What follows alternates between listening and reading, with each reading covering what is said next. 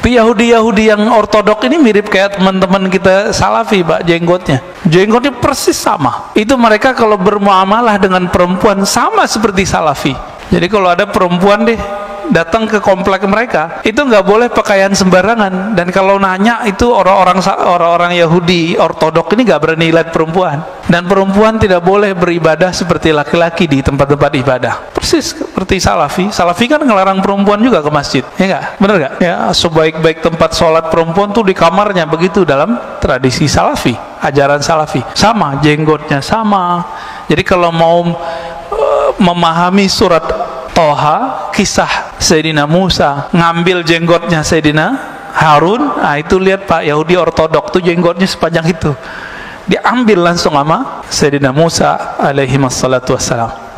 Adapun perkataan yang mengatakan bahwa orang yang berjenggot panjang, semoga tidak ini yang dimaksudkan, semoga tidak ini perkataan, mungkin ada redaksi saya tidak dengar langsung. Ada yang mengatakan mirip dengan orang Yahudi ortodoks. Ya, ini maklum dari lisan yang kazab memang. Ya, dustanya tidak sekali ini, sudah terlalu banyak dustanya. Maka nasihat yang perlu kita sampaikan, kalau belajar ngajarkan ilmu, hindari berdusta. Tidak perlu memfitnah. Antum sampaikan dalil, bahkan dalih sekalipun, sampaikan dalil tanpa memfitnah orang lain. Karena orang yang suka memfitnah, hablul kadhibi qasir, tali dusta itu pendek, tidak kuat mengikat, nanti terlepas dia. Maka nasihat saya kepada siapapun dai yang tak sepakat sekalipun, tolong berdakwahlah dengan ilmu, kemudian buktikan dengan amal. Jangan kita berkoar-koar kita ahlus sunnah yang sesungguhnya, tapi sunnah kita belakangi. Jangan kita katakan kita pengikut salaf yang asli, yang lain talaf misalnya,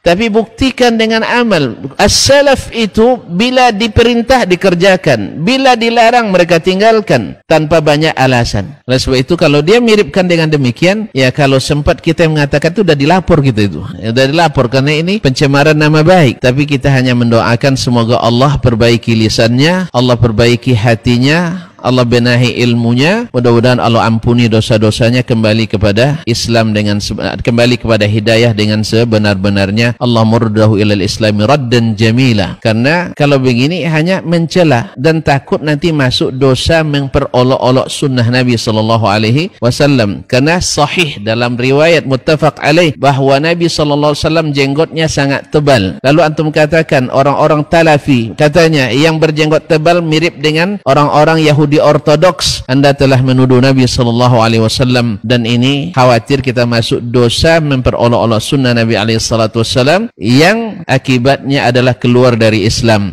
Oleh sebab itu semoga Allah kembalikan lisannya menjadi lisan yang shadiq, hatinya menjadi hati yang mukmin, dan matanya jangan selalu berkhianat, pura-pura memuji tetapi melambung ke atas lalu dihentakkan ke bawah. Dari mukaddimahnya sering baguslah, masya Allah, kita tidak membenci, tapi di dalamnya disuntik dengan racun arsenik yang mati pasti walaupun pelan dan tidak diketahui. Semoga Allah SWT berikan hidayah kepada siapapun yang mengatakan ini, karena dustanya sudah terlalu banyak disebarkan di media sampai mengatakan siapa yang pelajari tauhid buku Syekh Muhammad Saleh Al-Fauzan nanti akan menciptakan zombie-zombie yang siap mengisap darah kaum muslimin. Ini fitnah, auzubillah. Ini fitnah, auzubillah. Fitnah, auzubillah tadi kita sudah katakan berapa banyak sekolah kita yang mengajarkan itu, alhamdulillah tak ada zombie. Dan siapa yang naik dan umroh dan haji ke Makkah dan Madinah, alhamdulillah tak ada yang hilang akalnya karena stres melihat zombie-zombie yang berjalan di sana. Allah musta'an. Tapi subhanallah masih banyak juga yang supporternya, banyak juga followersnya, banyak juga subscribersnya. Semoga Allah SWT berikan kita ilmu yang sahih,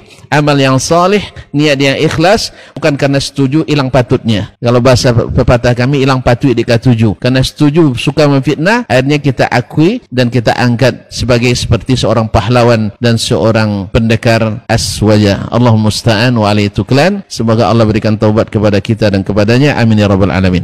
Jadi kalau ada perempuan datang ke komplek mereka, itu nggak boleh pakaian sembarangan. Dan kalau nanya itu orang-orang Yahudi ortodok ini nggak berani lihat perempuan. Dan perempuan tidak boleh beribadah seperti laki-laki di tempat-tempat ibadah. Persis seperti Salafi. Salafi kan ngelarang perempuan juga ke masjid, ya nggak? Bener nggak? Ya, sebaik-baik tempat sholat perempuan tuh di kamarnya, begitu dalam tradisi Salafi, ajaran Salafi. Tentu kalau perempuan lebih afdal sholat di rumah, itu dulu. Sebagaimana sabda Nabi SAW bagi wanita muslimah di Madinah pada saat itu ya.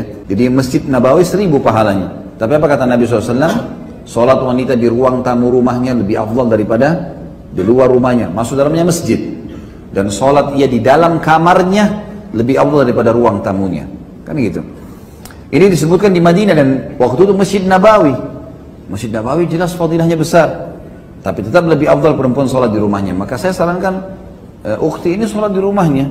Rasul sallallahu alaihi wasallam mengatakan salatul mar'ati fi baitiha khairun min salatiha fi masjidi qaumiha. Salatnya seorang perempuan itu di rumahnya lebih baik daripada salat dia di masjid kampungnya. Ini Nabi alaihi salatu wasallam bersabda di Madinah. Kan di Madinah itu ada beberapa masjid di kampung. Kayak ada Masjid Quba ya, ada Masjid Bani Salim yang jadi masjid kiblaten tuh. Sebagian sholat di sana, tapi sebagian ingin sholat di Masjid Nabawi. Di Masjid Nabawi pahalanya berapa? 27 kali 1000 sekali sholat di sana. Kalau berjamaah tinggal ditambahkan. Maka para wanita ingin sholat di Masjid Nabawi. Nabi mengatakan sholatnya dia di rumahnya lebih sallallahu alaihi wasallam lebih baik daripada sholat dia di masjid kampungnya. Wa sholatuha fi masjidi qaumiha khairun min salatiha fi masjidi. Dan sholatnya wanita di masjid kampungnya lebih baik daripada sholat dia di masjidku, kata Rasul sallallahu alaihi wasallam.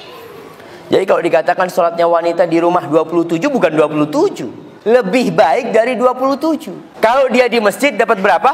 27 dia dapat. Kalau di rumah lebih dari. Makanya perempuan nggak perlu iri. Kadang-kadang ada wanita yang iri sama suaminya. Bang, ente enak banget kok bang. 27 terus, anak cuma dapat 1 gitu dia.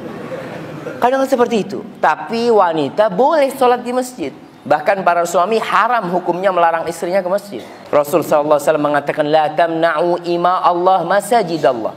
Kalian jangan larang tuh hamba-hamba wanita Allah untuk ke rumah-rumah Allah. Engkau ngelarang istrimu ke masjid, ke pasar nggak dilarang. Ada suami, ente kok ke masjid, kata dia, di rumah itu lebih afdol. Ada kalau suami kayak gitu, di rumah, bang mau ke pasar, tafadhol.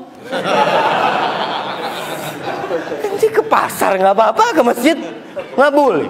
Ke pasar itu tempatnya setan yang seharusnya dilarang. Udah, engkau nggak perlu ke pasar, ana yang ke pasar. Masya Allah, itu suami yang baik.